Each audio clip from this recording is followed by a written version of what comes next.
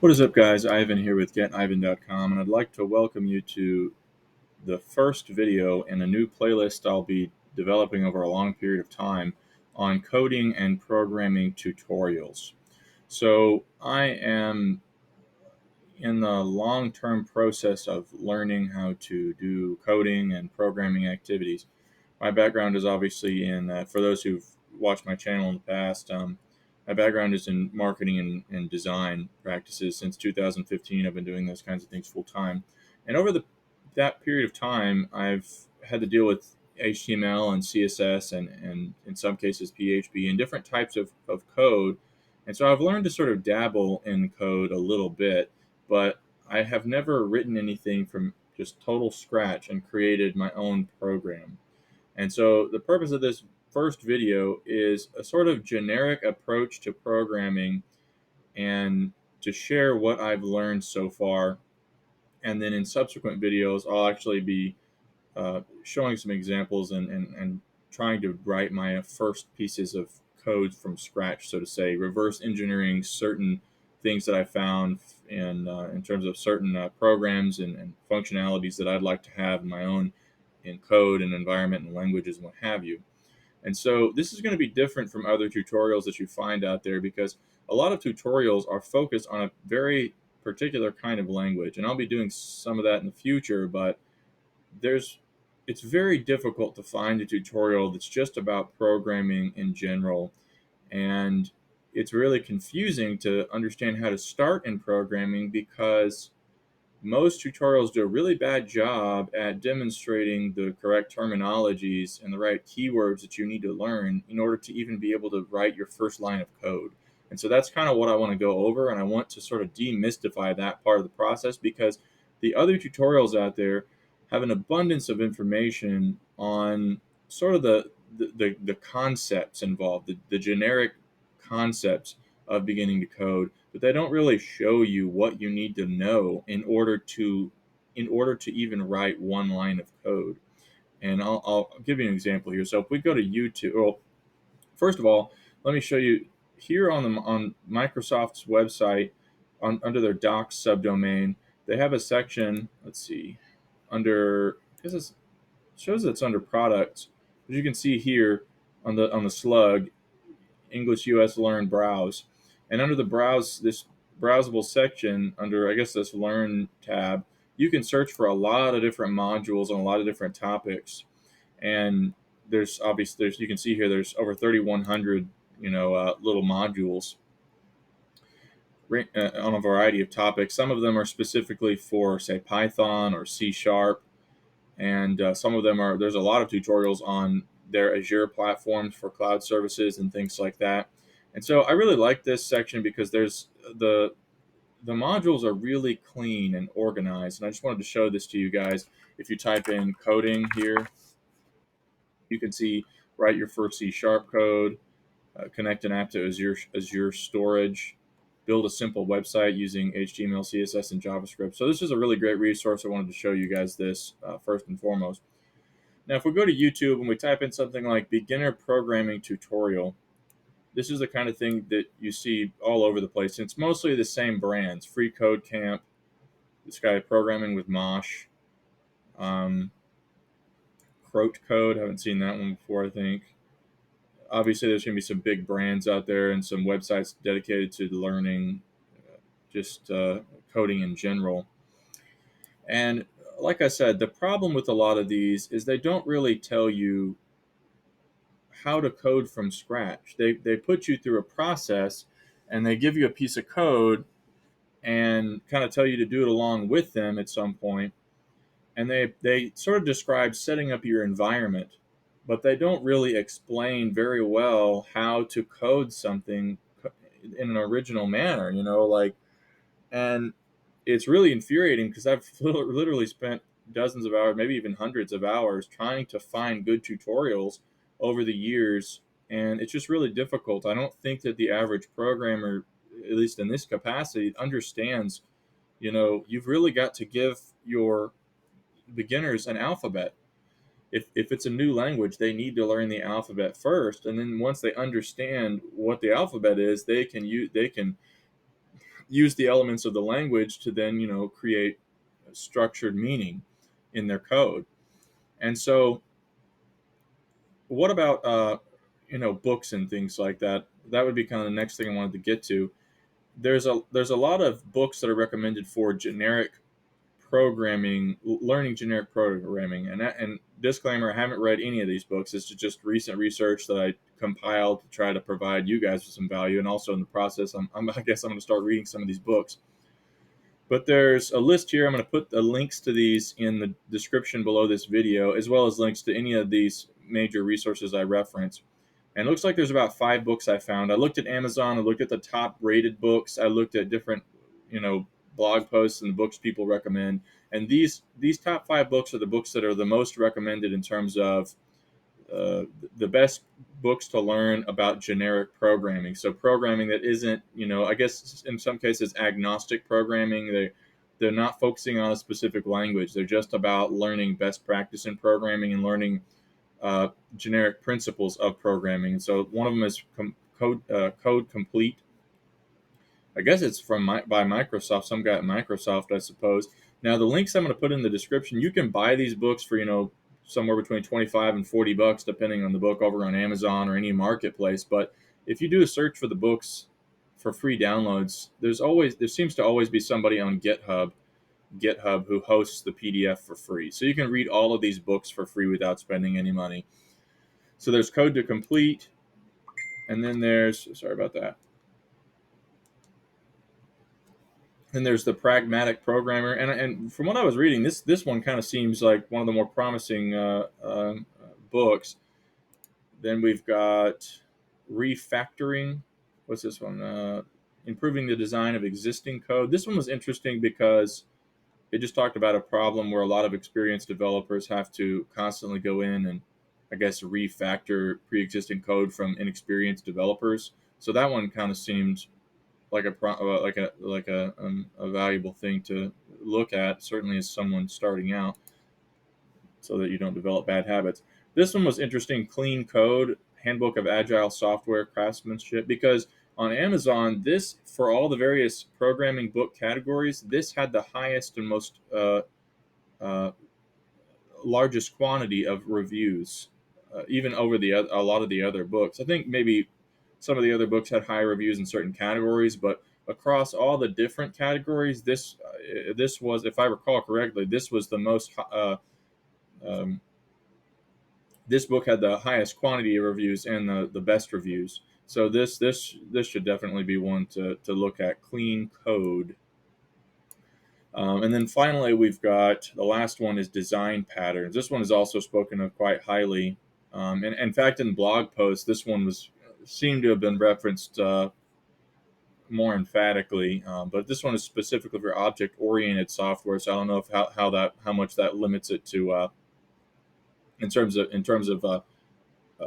specific programming languages. So check out all those in the description, and obviously, if you read one, shoot me a comment and let me know what you read, what you thought. I'm learning just like you guys. So I also wanted to touch on this utility here called Bite Size from the bbc.co.uk website. This is a really surprising thing because I looked at a number of websites. Over the years, I've looked at dozens and dozens, maybe even hundreds of websites for learning programming from different places.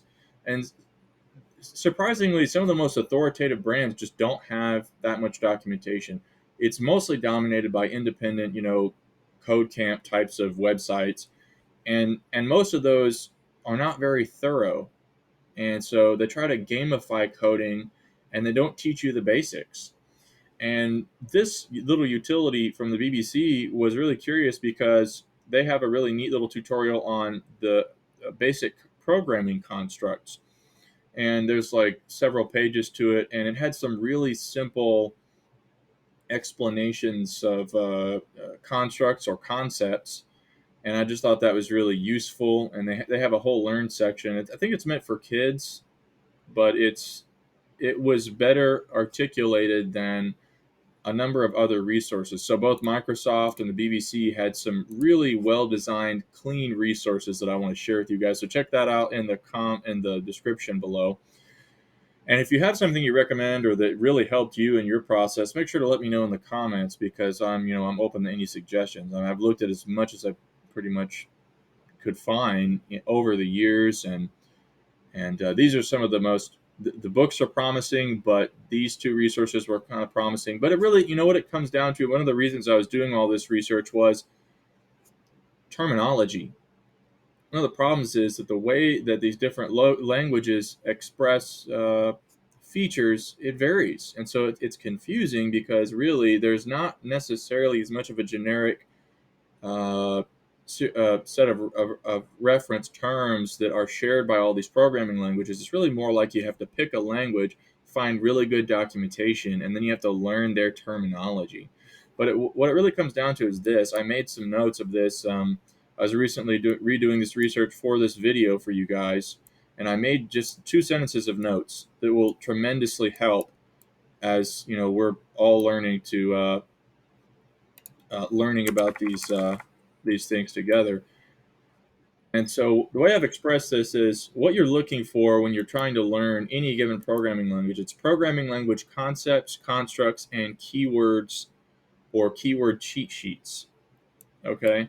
And keywords in particular, because the keywords lay out the terms that you need to know that sort of branch across these different types. So it the things that are sort of shared by most languages are data types, and sort of those data types are called by statements and expressions, and underneath the umbrella of statements and expressions are variables, functions, constants, operators, and a number of other, I guess, I'm not even sure what you would call them conglomerately, but a number of other important classifications of various, basically, keywords. And so, of all these things and how they work together, that's sort of like a logic that you have to learn. It's almost like if you're learning, just say, a spoken language, this is kind of like the grammar of it, how it's arranged, and the sort of syncopation of the language, I guess. Well, maybe not syncopation. It's how it's arranged and how people communicate. This is sort of how it's done in these categories, right? But then understanding the alphabet and the words, and kitting together the words that you use to create this sort of flow, right? These statements and expressions and what have you, that's really the keywords. And so what you really need to learn a language is you need a set of keywords, and you need a class. You need to see classifications of those keywords in their more overarching classification systems. You see what I'm saying? Because the tutorials that are out there, they just sort of they give you concepts, but they don't really do a good job of giving you the keywords. So what's the point? What's the point of learning? The basics of, you can learn anywhere really easily the basics of getting set up on uh, a piece of software. That's not really the hard part. The hard part of coding and programming is knowing the keywords. It's knowing what to string together in order to actually create a program. And so basically what I found is you just want to come in here and you want to go, the hot term is keyword cheat sheets. So if we were to go C++, for example, which is a very old, well supported programming language, if we were to go, you have to do it in a language to language basis, because it's not good enough. Like, you're not going to be able to learn enough generically. I've done enough research to tell you there's not like a top tier that branches into every language. You see what I'm saying? Like, there are certain concepts, but it's not really enough to be definitive across the board. Like, you really need to, like, when you really want to get down to learning how to code some particular language, you have to find the keywords of that language, and you have to find docs for that specific language. So in this case, it'd be C++ keyword cheat sheet. I guess that's one word. I'm not sure if that's one word. Yeah. And then it's really easy enough to just come to the images section and then to just find a free cheat sheet that has the information that you need. See, this one's interesting because it gives you like the way that it appears in the code, and then a brief uh, example or explanation of how that's supposed to look. And this is just like one single sheet, but I've seen cheat sheets from docs that are really really detailed. So let me see if I can find an example. I saw one for C++ that was like CPP reference, and I should have made a note of what I typed in. Let's try C++ keywords. Yeah, here we go. So this site, cppreference.com, it's super detailed. Like, look at this. This is exactly the kind of thing you would need to learn, because these are the kinds of things that you put in front of every line to actually create your code. And so if we were to click back here, like here's keywords, but then under the language itself, we have all these these topics basically. And so you can kind of take a step backwards and look at all these various topics, between basic concepts to expressions, declarations, initialization, function statements, classes. You get the idea. But what I'm trying to explain is that it's got to be something that you type in explicitly. Like, tutorials don't go over this, which is just really mind-blowing, because at the end of the day, they teach you a concept and they actually don't teach you anything at all. which is kind of baffling that there's so much out there like that, because you're going to walk away not knowing how to code at all unless you have a list of the keywords. But let's briefly cover the other basics. This is Visual Studio Code right here. So this is called an IDE. You'll see that all the time, and I guess that's an independent developer environment or something like that. And it's actually kind of confusing because there's a lot of IDEs like Atom, for example. And if we type in Visual Studio, then you can see there's Visual Studio, and then there's Visual Studio Code. There's Visual Studio for Mac. Visual Studio is just for Windows. This is like the community. There's a community edition of Visual Studio that is like a more robust form of it.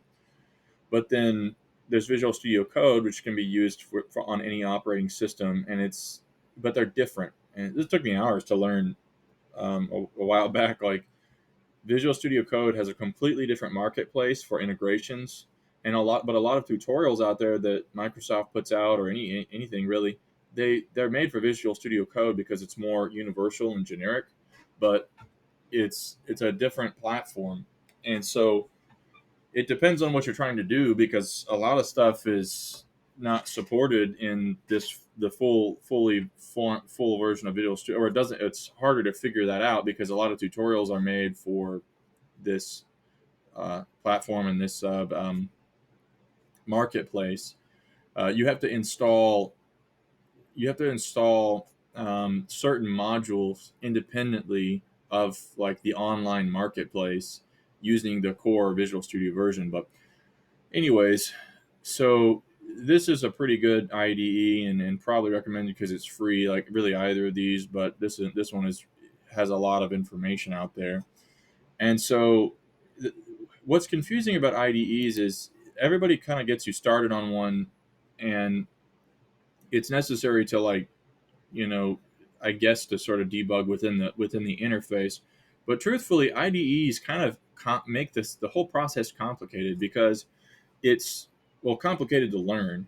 Obviously, once you have a process and you understand what you're doing, then it makes a lot of deep usage easier. The problem is that as a beginner, what they don't really explain to you is how it works in the first place. And pretty much code. Let me flip to a folder. So code. Hold on a second. Let me make sure I'm okay. Code pretty much operates just like in a folder. And it took me a long time to really, I mean, and not that I'm, when I say a long time, I just mean slowly over years to really understand like how all these systems work together. But when you make a text file, it pretty much is just like in Notepad++, you make a text file and you can code in a text file. With something like Notepad++, you can code in a particular language and it'll highlight the syntax for you, you know. But when it saves, it pretty much saves in a text equivalent file. It might have a special format for that language, but it's basically just text files that exist inside of a folder. And though that your code pretty much just references its own files, its other text files inside of a folder. It's really pretty much that simple. And then with an IDE, depending on the type of code that you're doing and the type of code that you're using with an IDE, you can compile certain types of code to executables, or compile it to the right types of formats that you can then upload into, some server that is capable of running that kind of code. But really, when it comes down to it, it's just text files inside of a folder. And that's important to know because IDEs, they're really designed to do they're like a user interface utility that's designed to allow you to quickly manage the code that basically just exists inside of a folder. And so over here on the Explorer, you might have a section for where you have different folders and files.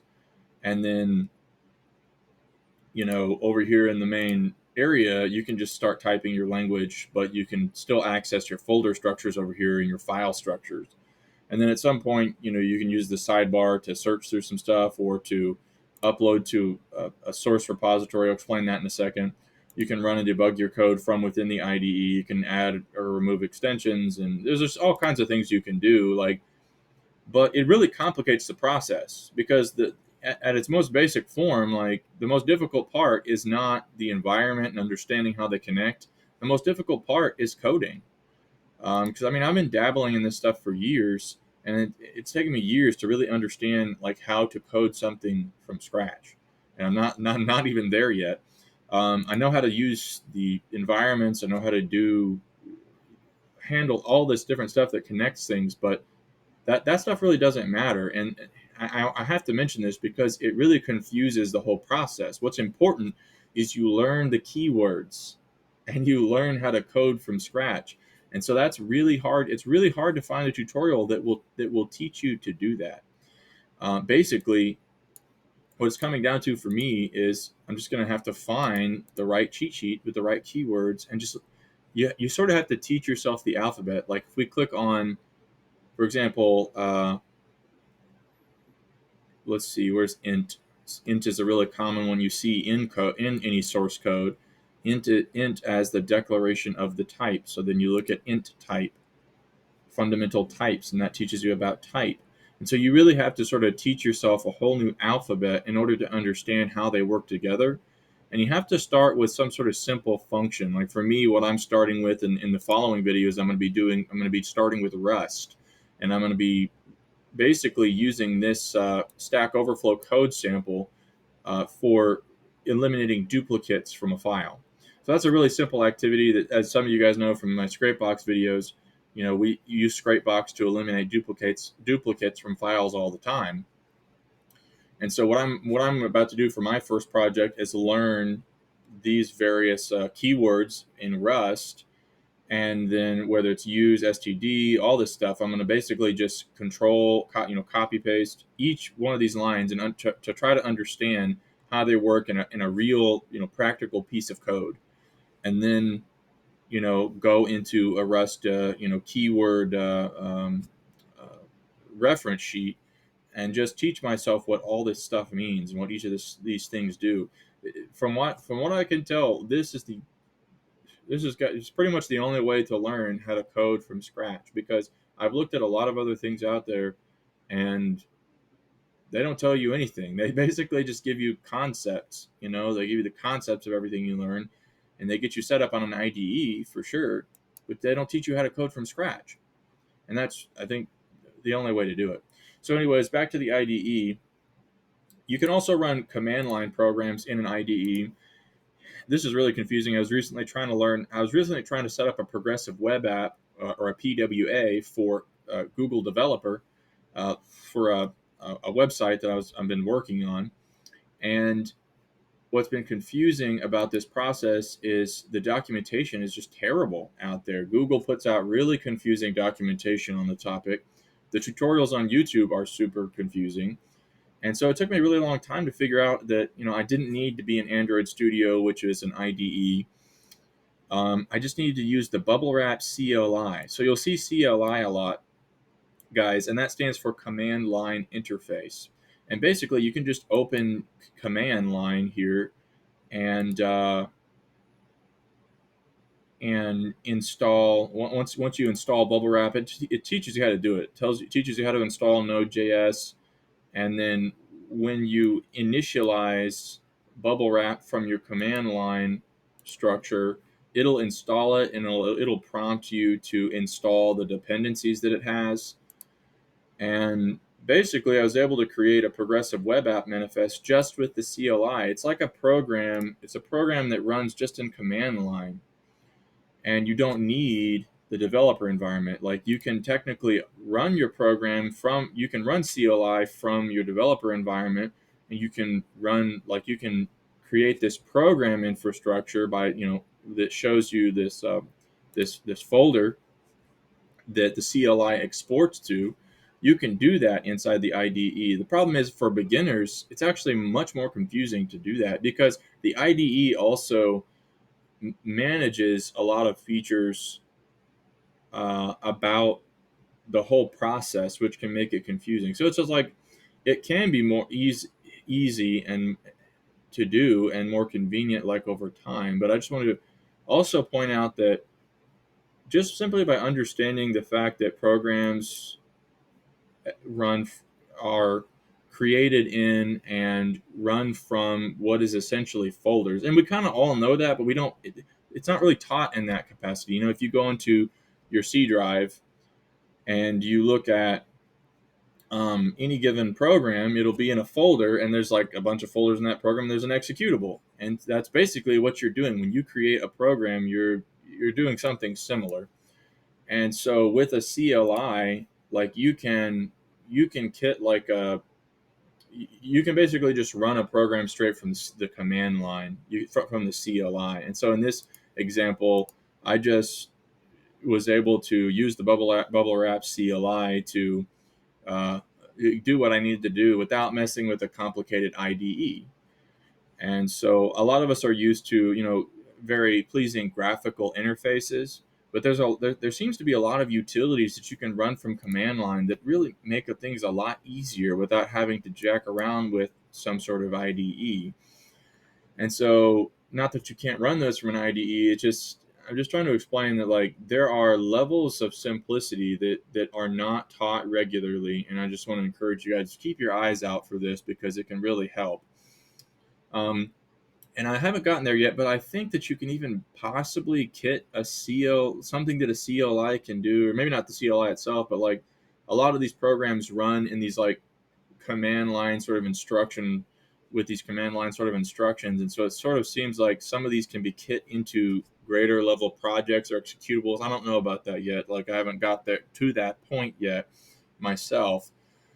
So anyways, and briefly touching on the topic of Git, in terms of initializing a repository, you can connect like a folder on your desktop, like, that has, your project, that your IDE is connected to, that has your code that you're working on.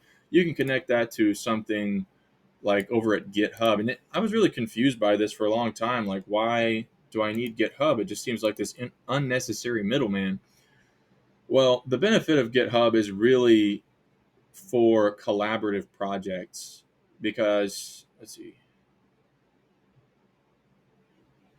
Let's look at this marketplace or explore. Over here on GitHub, there's just all kinds of projects for all kinds of purposes, where there's a lot of different collaborators. And so, let's see. Where's a decent example? JavaScript. Let's look at all-time trending topics. Let's look at date range. Okay. No. Let's look at topics. Let's look at C++. Let's see if we can go sort by most stars.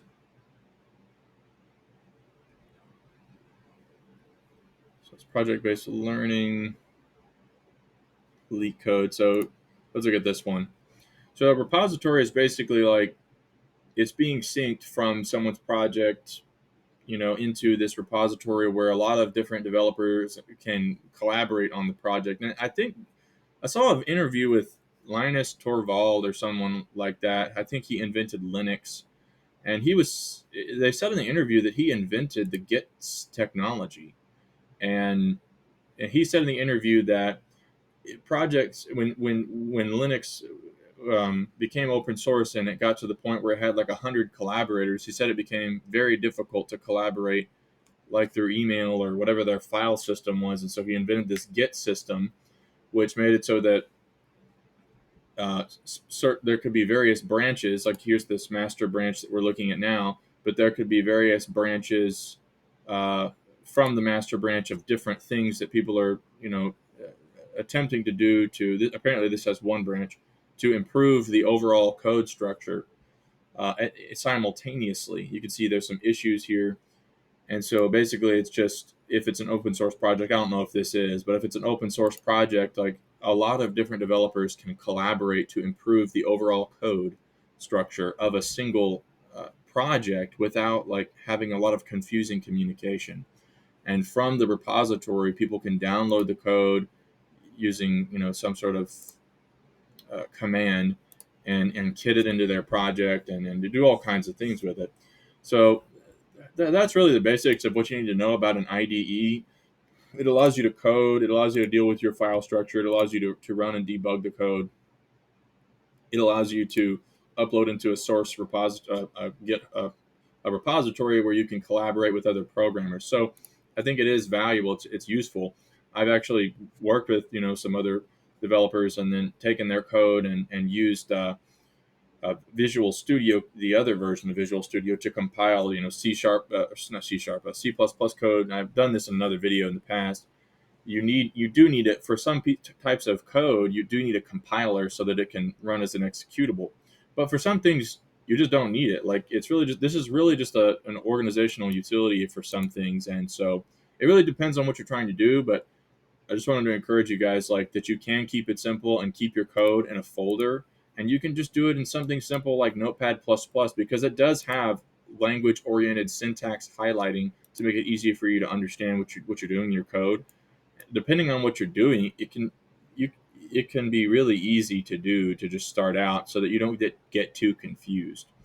For my little project with Bubble, this Bubble PWA thing, like I just did it in the CLI, and I just every time during my debug process was just deleting the contents of the folder and just starting over. Start it over, delete the contents of the folder, start it over.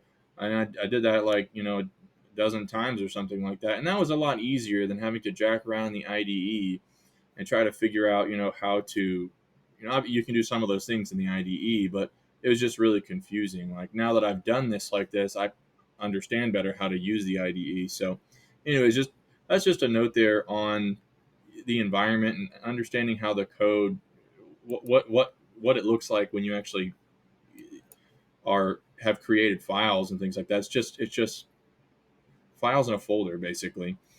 And depending on its nature, you can just test it directly from the folder. You don't necessarily need to do this debug process from inside the IDE. Like if you're just testing an HTML page, you can just double click the HTML page. Obviously we're not really talking about that kind of coding, but you see what I'm saying. Like there are ways of testing your code that can maybe be a little simpler than having to understand how it all operates inside your IDE.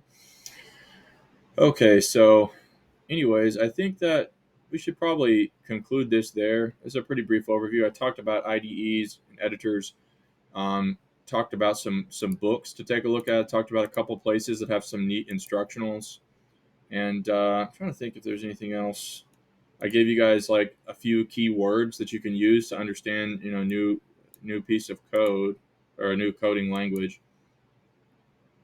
Gave a brief explanation on repositories, and it really just depends in terms of beginning to write code. Like as we begin here, I'll be looking in my next videos. I'll be covering um, the docs for the Rust programming language. So I'll be reading. This is the book on Rust, the Rust programming language. I'll be reading this word for word on the video, and looking at Rust keywords. And there's also some resources out there. Might be covering. A lot of the times you'll see repositories of sort of pre-made snippets of code from resources like here's lib.rs. There's also crates.io. These are specifically Rust utilities where certain like parts of programs have already been created that you can kit into your software. So if you understand how this all works together and you understand some, basics of your language, you can sort of connect things that already exist that other programmers have already created. And these kinds of things exist all over the place for all the most of the other languages. And so those would be the next videos. This one was really just about going over the basics and also understanding, let's see, Rust, how to find the right keywords. And once you have the right keywords, understanding how those keywords work together, identifiers, input format, and what have you, then the ideal thing is to actually find a simple program that's already been written. In my coming example, I'll be doing eliminate duplicates, and I'll basically just be looking, like I said before, I'll just be looking between this program and the keyword section to understand what those things mean. And that, to my knowledge, this is where I've arrived after slowly looking at all this stuff for years in terms of understanding how to write from scratch. So if you guys have any recommendations, they're certainly welcome. And let me know if you're new to programming and if you how your process goes also. But thanks for watching. Please like, comment, and subscribe. And I look forward to learning more with you on how to code and program from scratch. I'll catch you soon. Thanks. Bye-bye.